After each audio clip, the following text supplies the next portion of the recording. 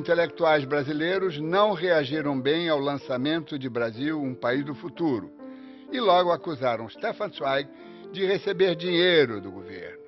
Mas Zweig era rico há pelo menos 3 gerações.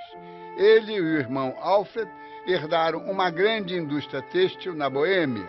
Além disso, Zweig sempre foi um autor de muito sucesso. A época era a época de Getúlio, Estado Novo, não é? Um livro que exaltava, naturalmente, certos setores da intelectualidade ficam já desconfiados.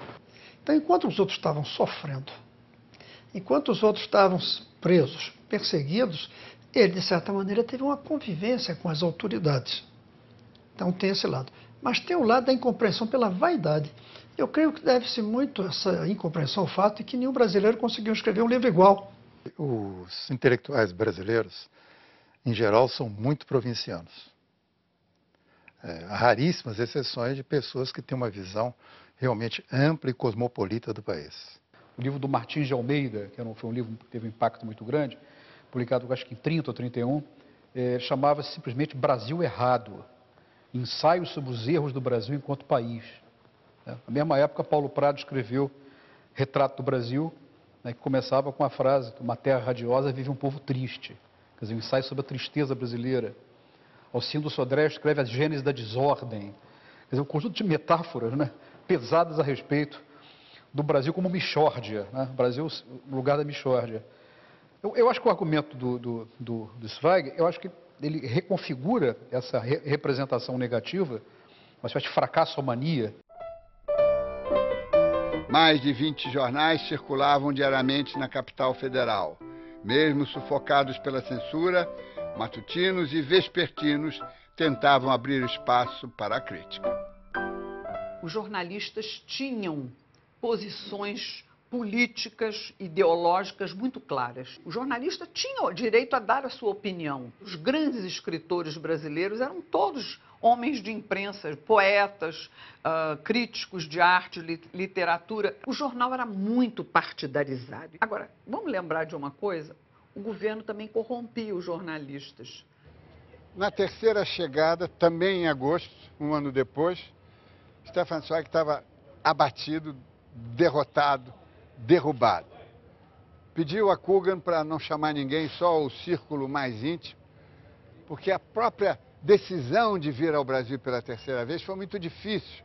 Ele não sabia o que ia fazer, voltar para a Inglaterra era impossível por causa do bloqueio nazista, ficar nos Estados Unidos, Lott não queria por causa da presença da primeira mulher, que era uma figura muito forte, e Stefan Zweig imaginava que chegaria ao Brasil e ia encontrar um país entusiasmado com o seu livro, que escreveu com tanto carinho.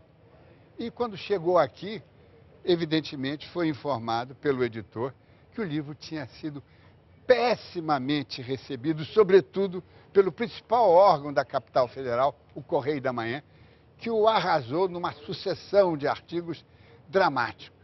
Era um jornal que tinha uma equipe de jornalistas assim, de excelente qualidade, eles tinham uma muito boa qualidade gráfica, né? Era um jornal importante. E ele tinha uma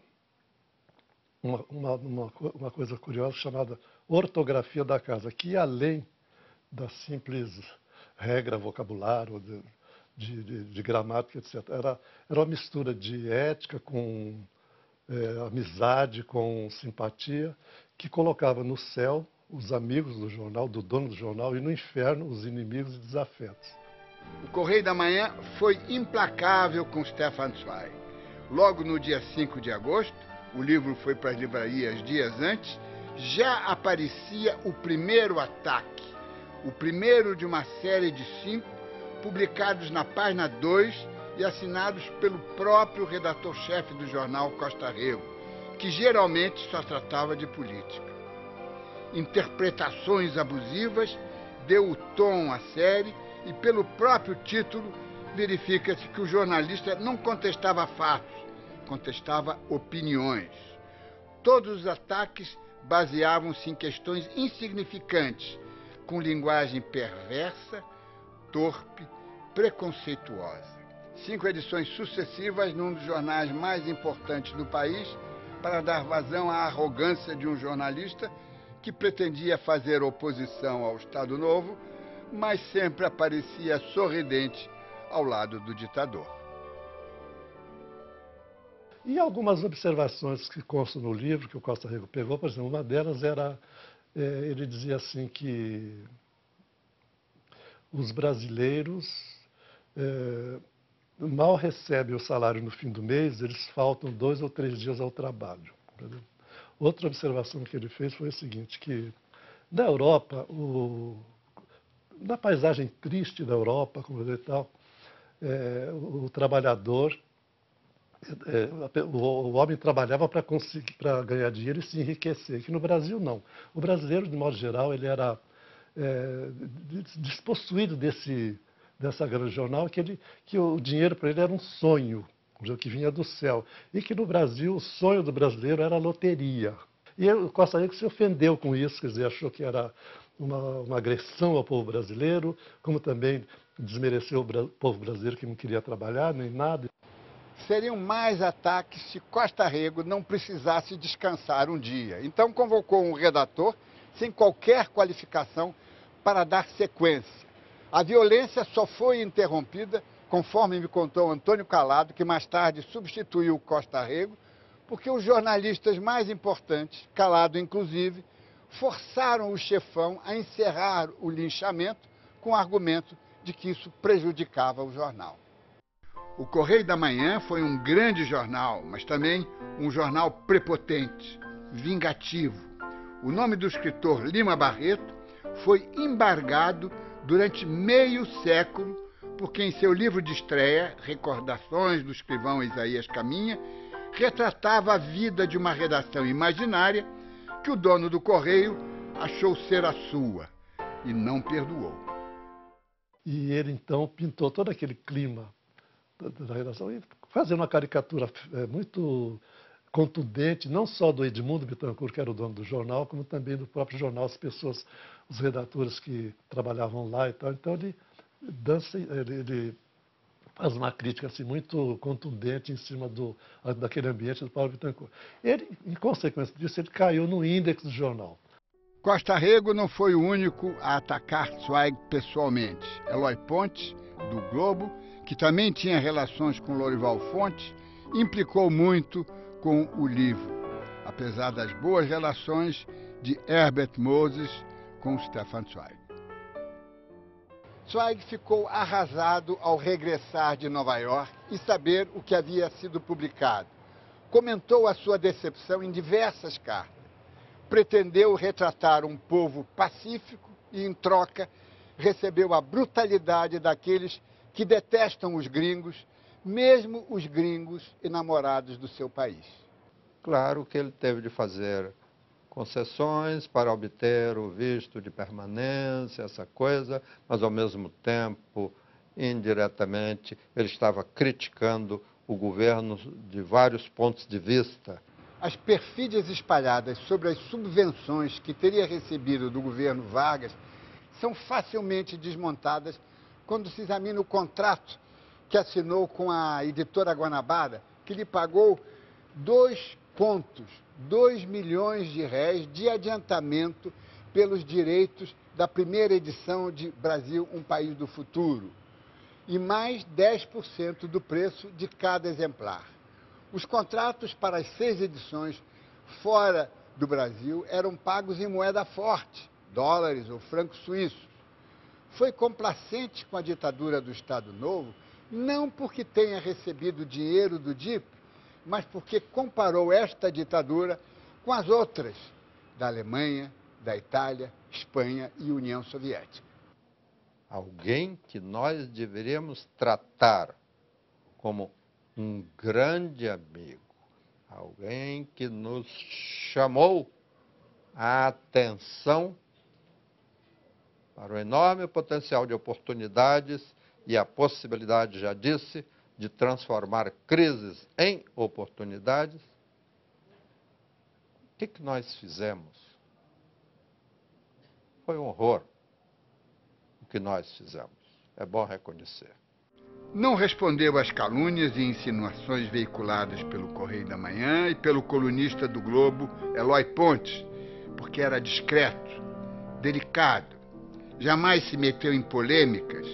Desgraçadamente, o único desabafo para defender-se foi publicado num semanário chamado Vamos Ler, que pertencia a um grupo estatal, e foi escrito por um jornalista funcionário público nada brilhante que o atazanava com pedidos de favores. O suicídio 6 meses depois do lançamento do livro tem sido associado à frustração com as críticas e ataques que recebeu da imprensa. Não é verdade. Das 22 linhas da carta de despedida escrita em alemão, metade delas tratam da admiração e da gratidão pelo Brasil.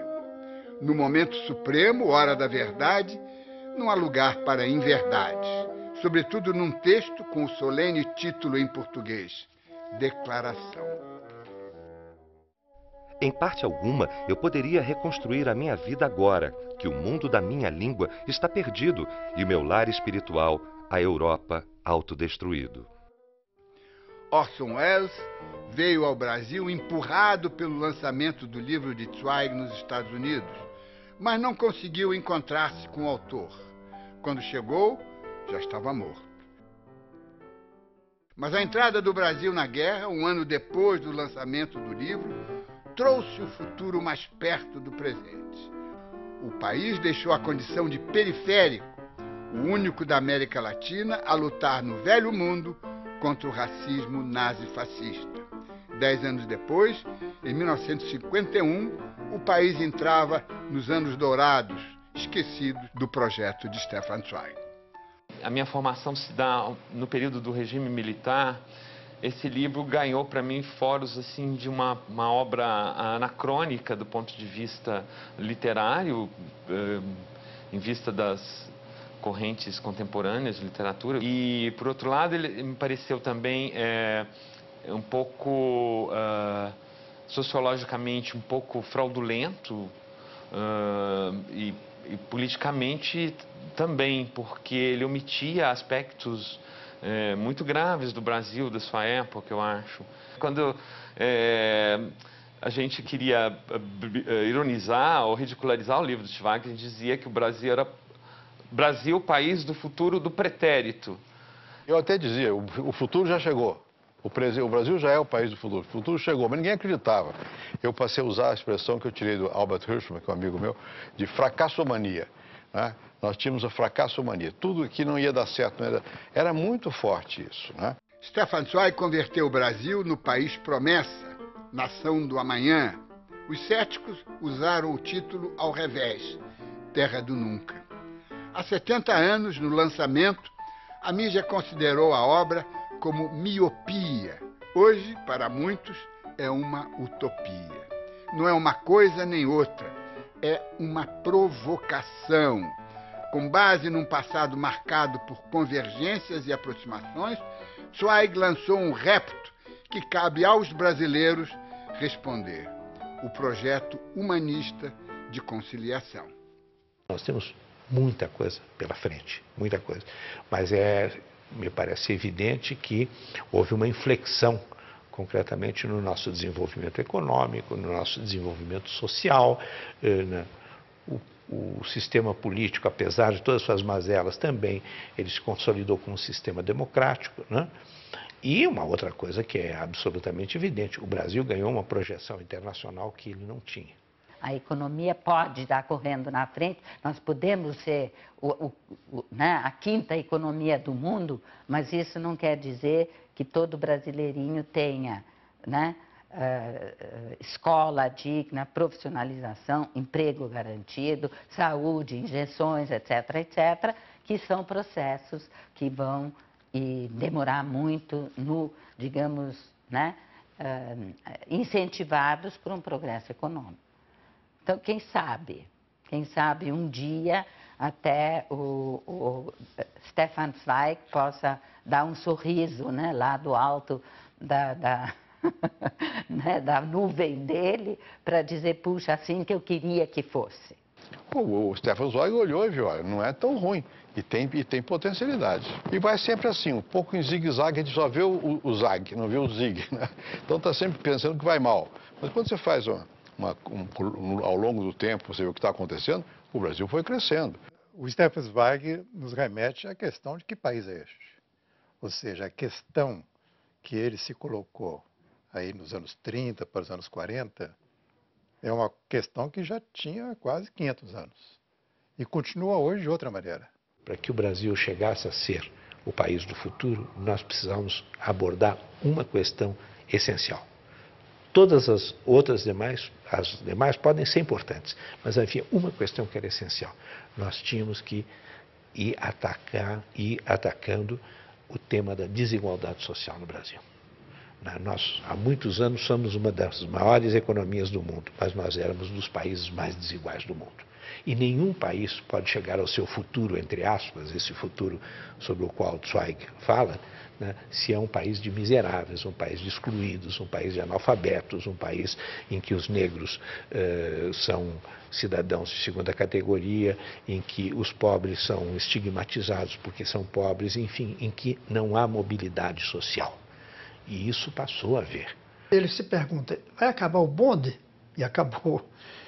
Aí ele previa, as favelas vão acabar. Não acabaram. E aí tem uma lição para nós.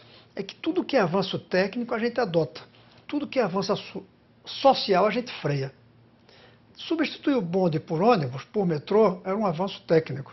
Mas substituir as favelas por belas cidades era um avanço social. Não fizemos. A gente não pode dormir sobre louros, né? O que é esse país do futuro? Está cheio de problema, de pobreza, de criminalidade, de desigualdade, né? Temos que competir, imagina, com a China daqui a pouco, nas indústrias. Temos que ver no nosso horizonte qual vai ser a matriz energética, como é que vai fazer com o meio ambiente. Então, você não pode pensar que não se chega nunca ao futuro, vai ter se aproximando, mas é uma utopia, né? Então, eu tinha a sensação de que nós tínhamos dado passos importantes e que, digamos, os motores do Brasil já estavam aí funcionando, né? E já começava a levantar voo. Agora, o fato de começar a levantar voo, tem outros que estão voando mais alto, né? Então, eu tenho um pouco de medo da sensação de que chegamos. Nunca se chega, tá? Sempre tem que buscar um pouco mais. Outros livros empolgaram os brasileiros. No início do século XX, para coincidir com o 4º centenário do descobrimento, o conde Afonso Celso escreveu uma cartilha de patriotismo, Porque me ufano de meu país, que vendeu milhões de exemplares para sucessivos governos e até criou o substantivo ufanismo. O regime militar, no mandato do general Médici, criou a sua versão ufanista, O Milagre Brasileiro, pseudolivro que enriqueceu muita gente. Ambos se evaporaram. O único sobrevivente, atual, vigoroso, é o desafio lançado por Stefan Zweig em 1941. Tarefa empolgante, imperiosamente coletiva, infindável. Um dos poucos jornalistas que elogiaram o livro foi Osório Borba no Diário de Notícias. Percebeu o amor de Stefan Zweig pelo Brasil e propôs que mudasse o seu nome para Estevão Ramos. O sobrenome é difícil de pronunciar, mas é o símbolo do multiculturalismo e da convivência que os nazifascistas de hoje, tal como os de ontem, querem erradicar. Clara Sverner, depois do lançamento de Brasil, País do Futuro, houve um impacto na sociedade e aí o José Vieira Brandão, amigo do Villa-Lobos, compôs uma marcha chamada Brasil, País do Futuro. Você... Vamos tocar alguns compassos. Alguns compassos.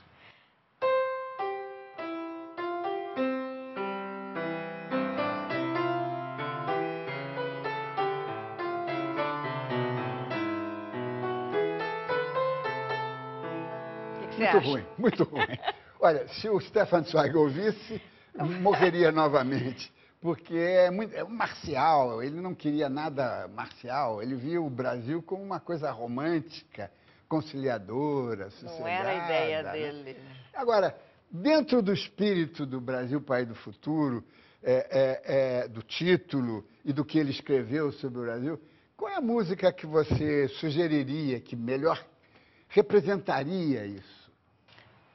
Eu acho que ficaria muito bem, que casaria com as ideias, com a sensibilidade, com o ideal dele e com o nosso romantismo.